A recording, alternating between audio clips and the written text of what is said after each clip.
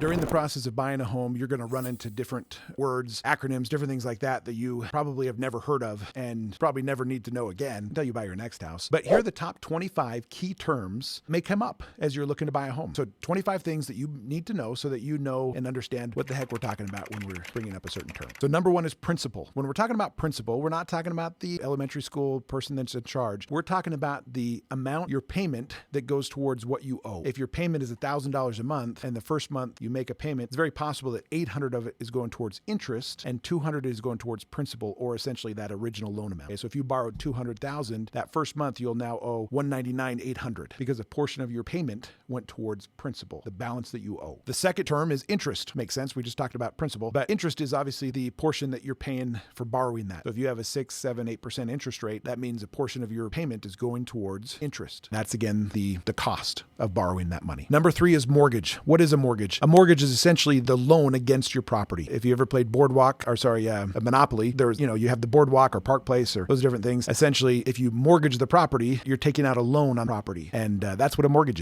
is a loan against your property. And that's typically why you get better rates than if you were to just get a loan that has no collateral attached to it. Because if you don't pay that, they can foreclose on the property. And so that makes it a little bit more of a secured note, a secured loan. Number 4 is down payment. Down payment is the portion of money that you're putting to get a loan. Okay, so if you're buying a $300,000 house, there are options for zero down, but sometimes you want to put some money down because you get a better deal. You get a better payment, better terms and stuff like that. And so the amount of money that you're putting down on the mortgage is the down payment. So number 5 is amortization. Amortization is essentially the breakdown of your payment every month, how much you're paying every month towards principal, interest, or escrows, taxes, insurance, mortgage insurance, that kind of stuff. So that's the breakdown of your payment. And typically on a loan, a 30-year loan, you can see from start to finish, hey, at the very beginning, I'm paying a lot of interest and very little principal, but towards the end, you're paying mostly principal and very little interest. That's an amortization schedule. Again, showing you essentially the map where your payment's going to go for the next 30 years. Number 6 is escrow. Escrow is the amount of money that's set aside every month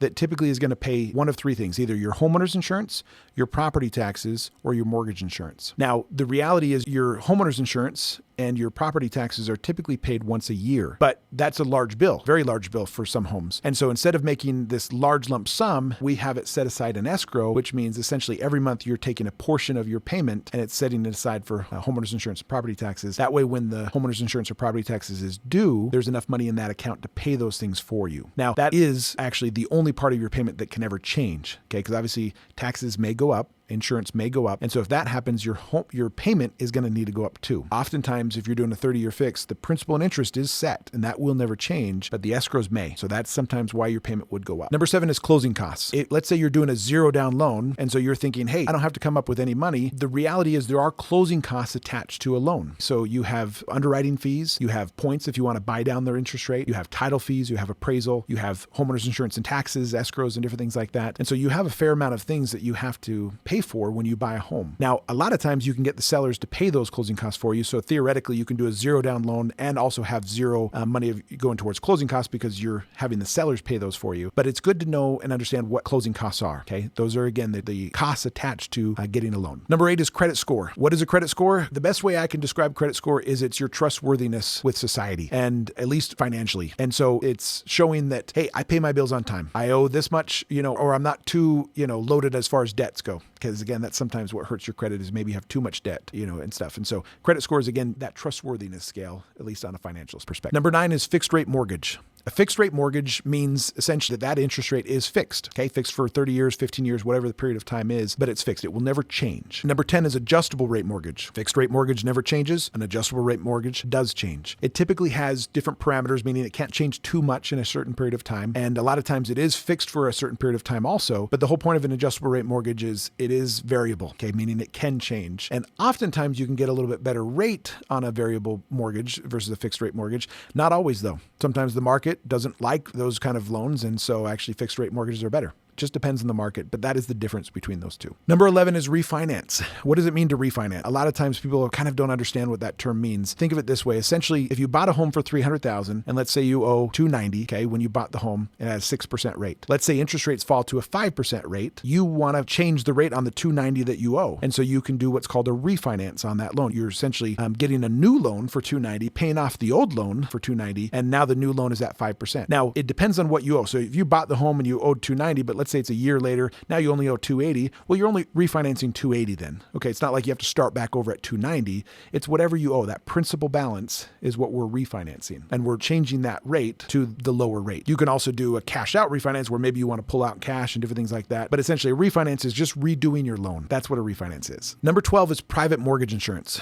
So mortgage insurance is essentially a tax or a fee that you have to pay if you put less than 20% down. And so how you pay for that fee is you have several different options. Sometimes you'll see advertised, hey, put 5% down and have no mortgage insurance. Essentially, it's a little bit of a gimmick, but you always have mortgage insurance. It's very possible that in that scenario, the lender is paying for the mortgage insurance. So you have maybe a slightly higher interest rate. You can pay mortgage insurance one of three ways. You can pay it monthly, which is the most common. You can pay it all up front as a fee, as a borrower, and you can pay it all up front as the lender. And again, if the lender's doing that, they're typically going to give you a higher interest rate. But essentially, mortgage insurance insures the lender in case you were to default because you're putting so little down. They want to make sure that they can recoup a large part of their money back if they have to foreclose on you. And so that's what private mortgage insurance is doing. It's essentially insuring the lender. No benefit to you. Just insures the lender. Number 13 is loan to value ratio, or LTV. You may hear that acronym LTV. LTV essentially means if I'm putting 10% down on a home, I have a 90% loan to value. So 100% would be zero down, 10% down would be 90%. That's what LTV means, is it's just the loan to the value ratio. Number 14 is underwriting. What is underwriting? Underwriting is essentially banks have a person that's looking at your stuff, figuring out your income, figuring out how much you're having to put down, and making sure that you fit the guidelines that Fannie Mae or Freddie Mac or different investors have, and making sure that you comply with those. So they're the ones that review the income and stuff like that. They're kind of that final judge essentially on your loan to say, yeah, we're good with this guy, or no, we're not. Number 15 is foreclosure. What is a foreclosure? A foreclosure typically means that you've missed your payments, and now the bank is saying, hey, we got to recoup our money. We're going to foreclose on the house, meaning we're going to take possession of the house and then try to sell it and make some of our money back. Between legal fees and depending on how much you owe, typically it's not like the bank's making any money off this. They're probably losing money in that case. But essentially, that is what a foreclosure is when the bank repossesses the house because you were not making the payments. Number 16 is equity. What does equity mean? Equity is the difference between what the home is worth and what you owe. So again, if the home is worth $300,000 and you owe $250,000, well, you have $50,000 in equity, or essentially, again, the difference between what you owe and what it's worth. That's what equity means. Number 17 is origination fee. A lot of times when you're getting a loan, you're going to have an origination fee,